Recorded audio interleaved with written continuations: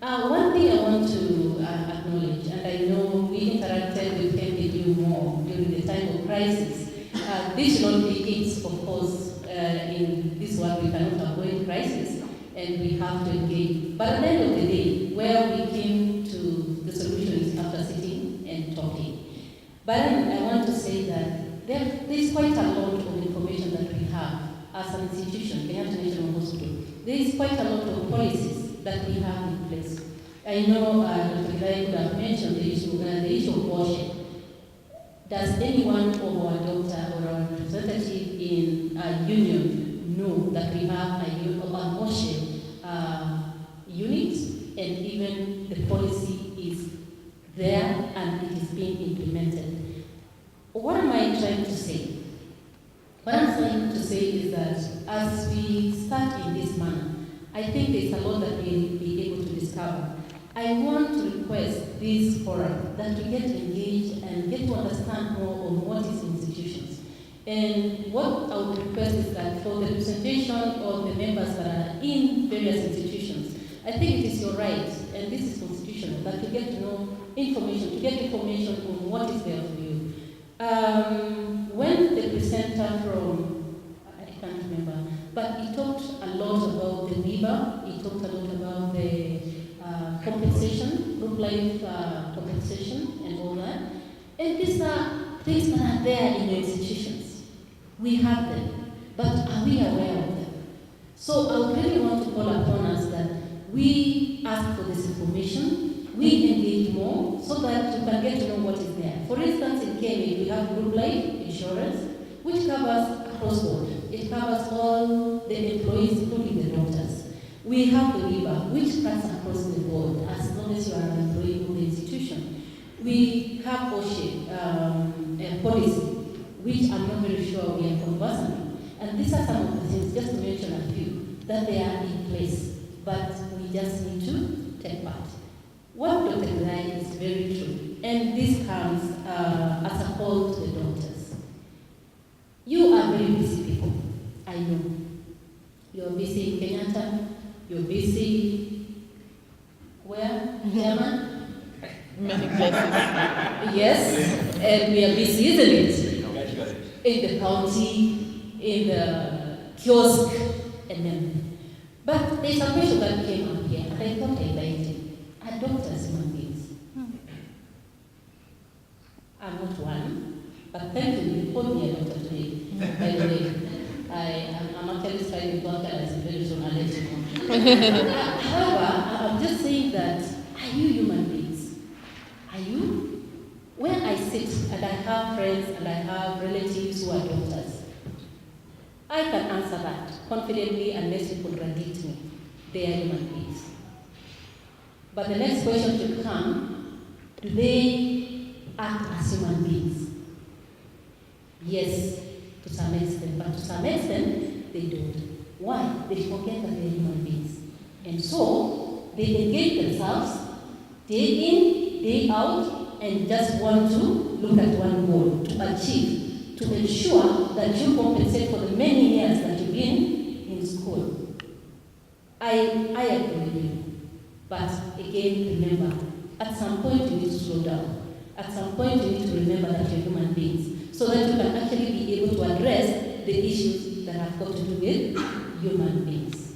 That is what I want to call upon the doctors, that you need sometimes to stop a minute, ask yourself, in all this, have I taken care of what is also critical to you as a human being? But in a place like ours, I'm not saying you're very adequate, but I think there are areas where we could be adequate. And if we plan well, we can still find time to do other things. So the issue of planning also comes in. As doctors, you plan your time.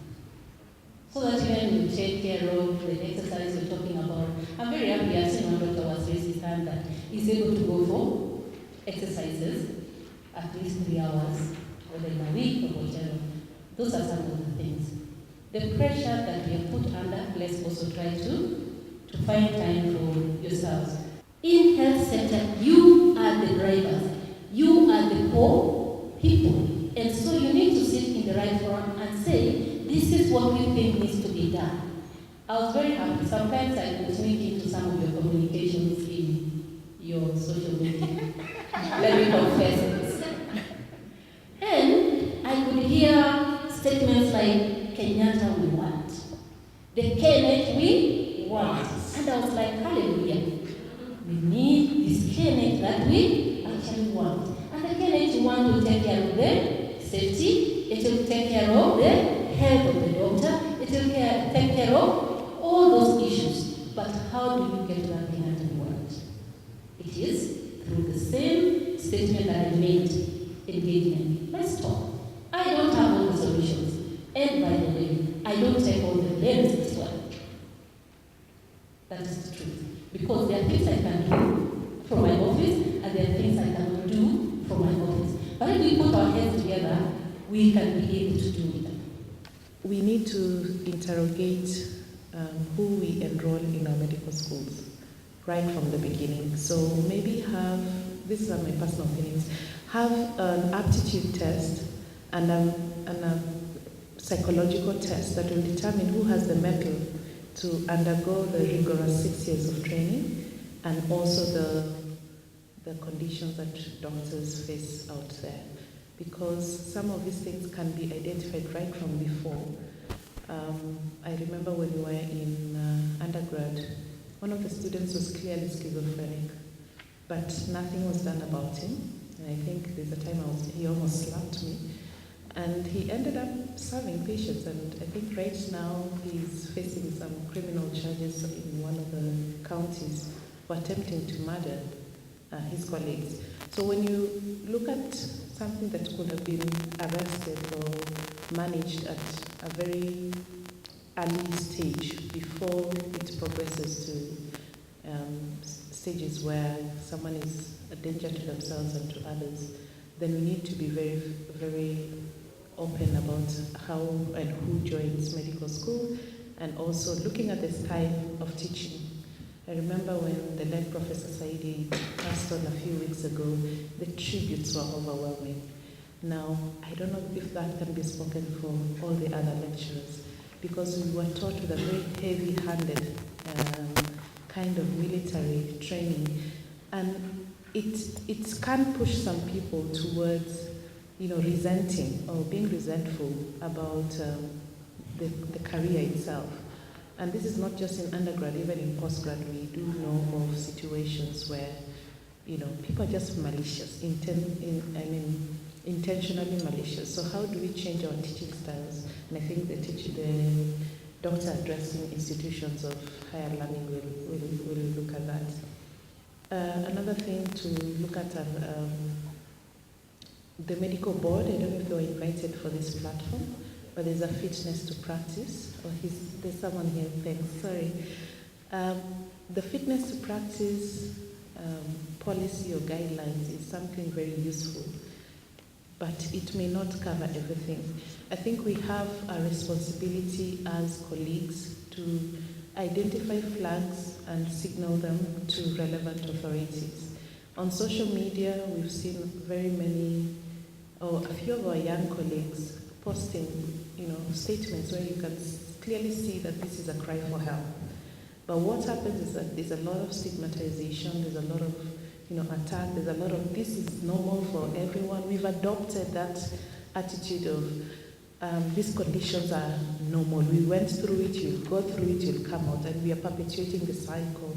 So can we find a way of providing these people who you can clearly see there's a signal for help here, safe spaces where they can be supported? And this is one of the projects I had started when I was at KMA, the Physician Heal Thyself program, where we were trying to identify private institutions that we can direct some of these colleagues, because the stigma on mental health issues is real, and it's worse when you're a medical person.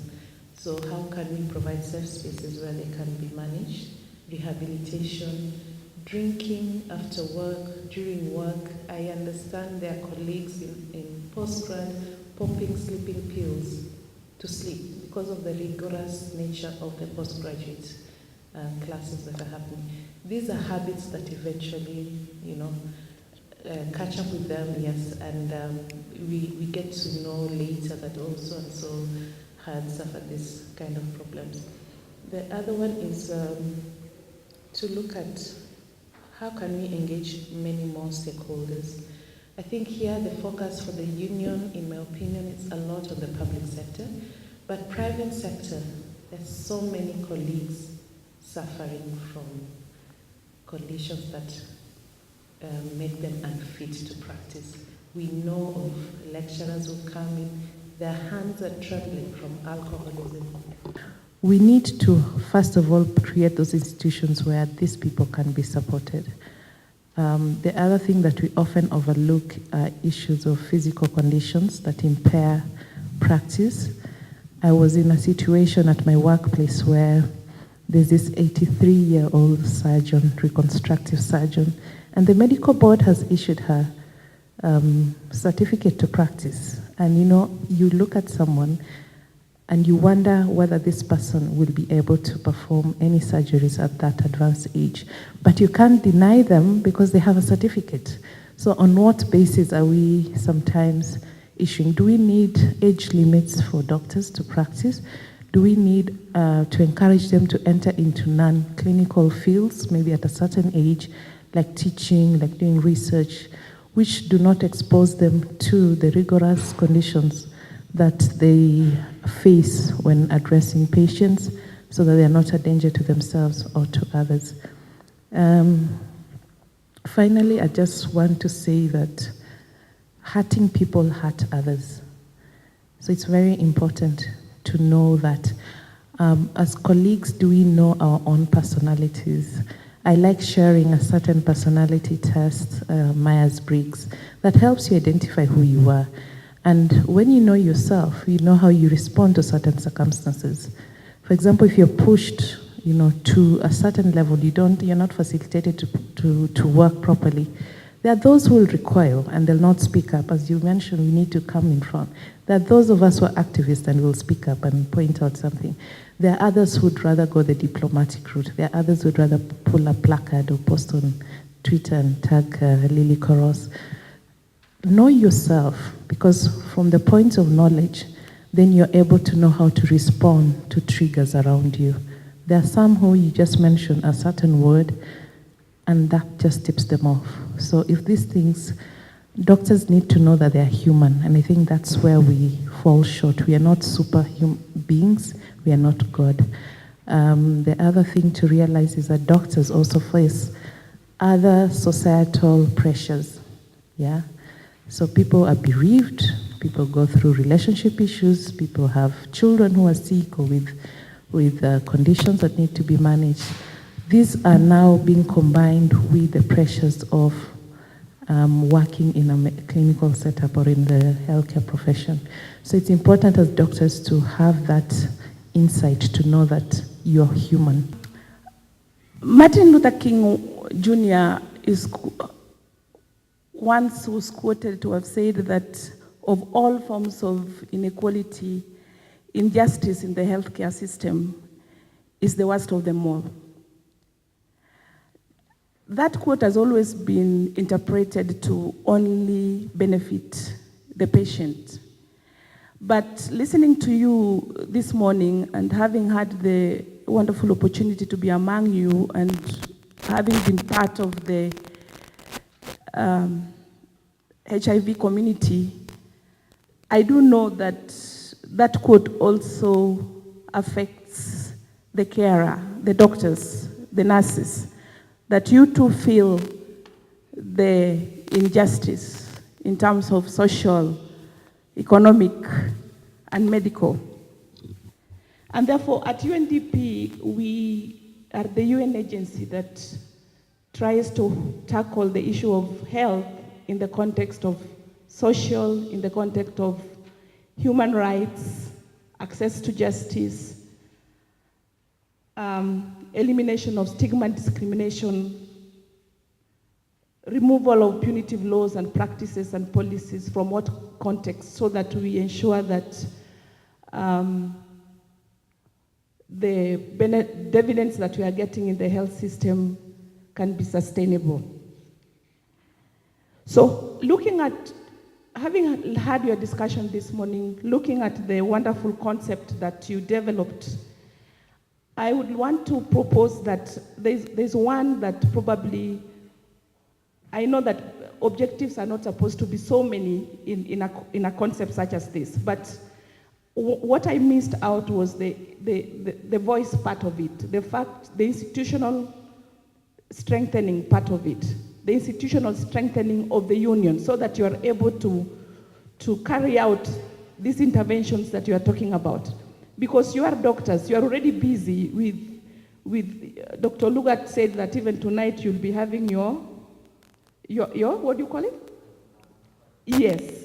So when will you be able to carry this? I think you need the part that talks about institutional capacity building, so that you are able to develop the relevant policies, the relevant interventions that will help the union to carry out these noble interventions.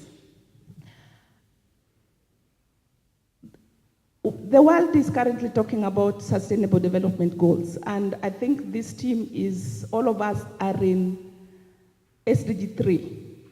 So for Kenya to even be able to deliver SDG 3, it will be very difficult to deliver it with carers who are feeling an unjust system. And so we have to be conscious and to be alive of all the facts that you've been talking about. So my next point would be, therefore, the issue of partnerships. That if you are to raise your voice further, there is need to not only build partnerships with the development partners or the funders or the private sectors, but those who are affected by the diseases that you treat. People living with HIV and AIDS, people living with the other types of diseases. We know that in the HIV community, part of the dividends that the world has gained is because of the strong voices of people living with HIV. That the world was able to be alive, to be awake to the fact that Africa was bleeding. I remember in Durban 2000 conference in Durban in Africa, the whole world, all the focus was on Africa because the communities of people living with HIV were able to say, the world cannot go on like this forever. Treatment must come. So the need to partner with those who are living with HIV. Now, I'm able to sit among you today because for me, even though this morning I introduced myself as managing an HIV program at UNDP, and it's a big program working with the UN, but I'm here because a doctor treats me. A doctor is able to give me a tripler, is able to explain to me how their tripler will work in my body, my CD4 count, my viral load. So 20 years down the line, I'm alive because of the doctors. So I'm able to champion your issues. So therefore, the need for you to partner with those who are living, networks of people living with HIV are so strong in this country. So talk to us, talk to the UN. Dr. Magutu already talked to you about ILO. ILO and UNDP are the two single agencies that push and support the movements, not only for the doctors, but movements of communities that are affected, that are living with HIV, communities that are stigmatized, their voices are not heard, institutions, capacity building of institutions so that they are able to be on the table and to negotiate for their own rights. I teach undergraduate medical students statistics, and I know the way they take it. You know, they usually say, well, anatomy, physiology, and the others, that is where they belong.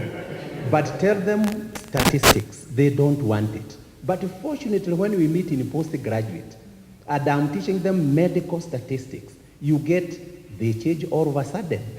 I want to tell you, medical doctors who come for MSc, Occupational Health and Safety, because we have them, they are so committed. And we like that. But I want to ask, when you are taught in your undergraduates, how did you take it, if it was there? I don't know whether it is there because I don't come from that school. Then the other bit is, you shared with us some study that you want to undertake. I'm so impressed by that. You even gave us the budget. I have not seen it in the content that I'm seeing here, but part of what the VC gave me was a study that you want to carry out. And when I came, I thought maybe I'm talking now on institutions that would assist in research. I would say maybe that would be the best way to go, because as she has suggested, others have suggested, we need to get evidence-based information so that we can say, this is what is happening among our doctors. I would say, let it not be a cross-sectional study that we are just going to move to level 5 at the 6 hospitals. We want to make some corrections because that is what I saw. You might discover that level 5 at the 6 hospitals where doctors are practicing, they are doing very, very well. There might be no these problems that we are thinking about. But probably when you go to a level 4 hospital where there might be a doctor there, or even a level 3, I don't know. I don't think whether you go up to level 3, and if you do, I would want to imagine that level 5 and level 6, they might be doing possibly much better than level 4 and level 3. So I would wish that, can we possibly consider that this is KMPDU, that is now an umbrella for all doctors. Think of a frame that is going to capture all the doctors. And when you do that, then it is from there that you are going to say, out of these, how do we take our sample? I'm not saying that you are going to do your sample, you are going to take each and every doctor. But again, you know, you always tell us that doctors are very few, and I agree, doctors are very few. We also don't want to get a very small sample. We know in statistics where I'm talking from, when you have a small sample, you tend to make what is called a type 2 error. You are going to fail to reject a hypothesis that you should have rejected. We are going to see that the things are okay when they are not okay. And so I would encourage you, have a large sample. And you know, it is possible. In Britain, I think in 1990s, we had some 22,000 physicians who participated in a study. Part of it, each one of them was to take an aspirin tab. And then finally, the outcome was to check whether clotting of blood has anything to do with is associated with the aspirin. And you see, doctors participated in that study. And when they participated, it was supposed to have gone for 10 years. But do you know, in 4 years' time, conclusions had already been drawn. It was so successful. So I'm saying, because it is going to be a research that's going to be owned by doctors, it is very, very possible. It will be very, very successful. We in the teaching institutions will support you where we can, so that we can be able to come up with a model study like that. And in so doing, when we do that, things are going to be very, very nice. And we shall be saying evidence-based research.